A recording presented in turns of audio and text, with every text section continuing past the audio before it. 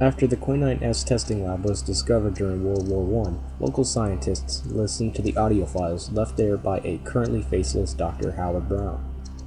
After going through all of the files, the scientists discovered that the monster that was responsible for all of the deaths in the lab, known only as Subject C, had escaped from the lab soon after the doctor had been killed. Wanting to capture this monster, as there was a great chance it was still alive, a group of paranormal investigators, British soldiers, and field scientists went on an expedition to find the beast, Subject C. On all the people taking part of the expedition, a dagger, pistol, canteen of water, and 10 meters of rope were loaded into a backpack. One of the field scientists, Daniel Granda, kept a journal of events along the trip. October 12, 1917, 3:04 p.m. If you find this journal, chances are the expedition to find Subject C was a success, and this journal may be in a museum. But I am getting ahead of myself. My name is Daniel Granda. I am a field scientist. Among those chosen to take part in the expedition to find Subject C, the beast escaped from a medicine testing lab many years ago. One of the paranormal investigators, Dr. Yurik Segalov, has tracked its movements down to one singular location: the Tybraden Wood Pine Forest in Ireland. As I write this, we are taking military planes to the forest. We plan to split into 2 groups, each with 3 field scientists, 2 paranormal investigators, and 5 soldiers. I am in Team Beta with Dr. Segalov. Our group is to scour the southern end of the forest to find Subject C. October 13th, 1917, 9:41 a.m. Yesterday's expedition went considerably well, although it has led us to almost nowhere. In our entire 6-hour search, we did not catch a single glimpse of the beast. However, the day was not a complete loss. One of the trees in the forest had 4 scratches on it, each secreting some black matter. Could it be sludge, or even some form of cytoplasm? We dared not to touch it. But Dr. Segalov collected a sample in a bottle for a future study. We haven't yet heard from Team Alpha. I assume they hadn't found anything either. October 15th, 1917, 6:27 p.m. We have once again found these scratch marks, on even more trees yesterday, which would have overjoyed us. The reason it didn't is because one of our soldiers went missing in the wee hours of the morning. We devoted yesterday's search to finding Subject C, and today's to finding the soldier, a Gunnery Sergeant Jonathan Hitchcock. We were not pleased with what we found. At about 5:30, we found a man-made clearing in the forest. The trees looked as if they had been freshly cut down, and they had the same substance as on the scratched trees. The most unsettling, we found the gunnery sergeant's corpse cut into 5 pieces, with clothing and skin removed. This is eerily similar to what we had found had happened to the soldiers in the lab.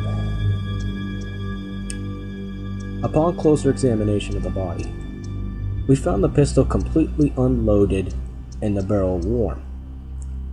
His dagger was also out. It appears he put up a fight. Oddest of all, his canteen was filled with a black substance similar to blood, the same thing we found on the trees. No doubt this is the work of Subject C. October 16th, 1917, 11:54 a.m. We had lost 2 of them at this time, one soldier whose name eludes me at this moment, and a paranormal investigator, Dr. Nathan Radley. His father was one of the soldiers who had supervised the Quinine S testing project many years ago. We didn't inform him that it wasn't the beast that killed his father, only a bullet. This time we found another clearing made by Subject C, this time with 2 corpses. The soldier's was almost untouched. His throat and wrists were slit by Nathan's dagger. It appears that soon after the beast attacked Nathan, as only his bloody dagger was taken out. His backpack was stolen, and his clothing and skin were removed, unlike the soldier's corpse. Once again, his canteen was filled with beast blood, as I have come to naming the black cytoplasmic substance. October 17th, 1917. No time recorded. There are only 4 of us left. The remaining soldiers were taken this time. We found another clearing made by the beast, and 2 corpses in the same state as the soldier of yesterday. The third was in the unusual condition, sliced into 5 pieces, clothing and skin removed, and canteen filled with beast blood. My guess is that one of the soldiers was made to kill another,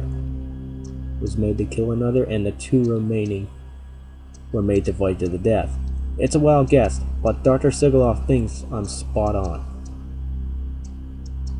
October 18th, 1917. No time recorded. I was right. I was taken by Subject C today, along with the rest of Team Beta. Upon walking, I was told by a stony voice, "Kill the doctor. Yurick must die first. He has something of mine." I complied, not wanting any trouble from the thing. Dr. Brown was absolutely right in his proportions. He was 3 meters tall and had 4 large claws. The dark aura note wasn't exaggerated either. I stabbed Dr. Sigaloff in the temple. I assumed this would mean a quick death. I was correct. I don't think he even woke up. I was ordered to shoot the other 2 next. Both of them in the stomach first, and then the foot. This woke them both up, but strangely, only after I had fired the final bullet. Subject C then told them to fight to the death, and it forced me to watch. I listened, fearing death as my alternative. The battle was fairly quick. They just pulled their guns out and shot each other. It appears the beast was amused as he let me go. October 19th, 1917. No date recorded. No time recorded. I will never see them again. My family, my friends, I'm stuck here. I traced our steps back to the landing zone, and what did I find? Nothing. The planes were gone. Now I'm hearing noises. A familiar stony voice, saying that these are my final moments.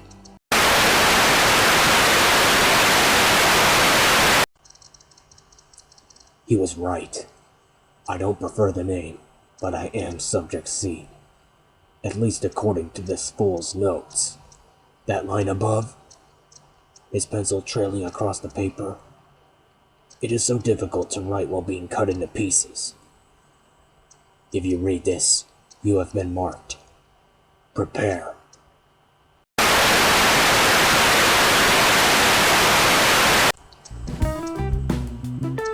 Wow. That was a pretty good creepypasta, and I really gotta say, it's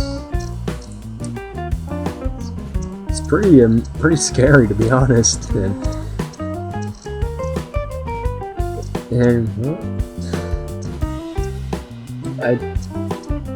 I actually kind of enjoyed it, especially when I did the final remarks for Subject C, and we don't even get to know what his real name is. I wondered what kind of medications was this guy on before he went on this rampage and started killing all the scientists in that lab. I guess we'll probably never know. Kind of almost feels like that blood freezing experiment creepypasta, where I'm not going to go into details about that. You'll have to go watch that video I did about it for yourself. But I will have to say, this is not very bad. It's very nice, short, and I hope you guys like the little effects, as well as I also used a piece of media that uses static for the interlude between the ending of the journal entries, as well as the message from Subject C himself. And plus, I hope you guys enjoyed these little photos I made at the end here. You know, I thought I decided to just kind of make this look a little brighter, for considering since I just read a creepy story to you guys that might actually just literally scare the living crud out of your...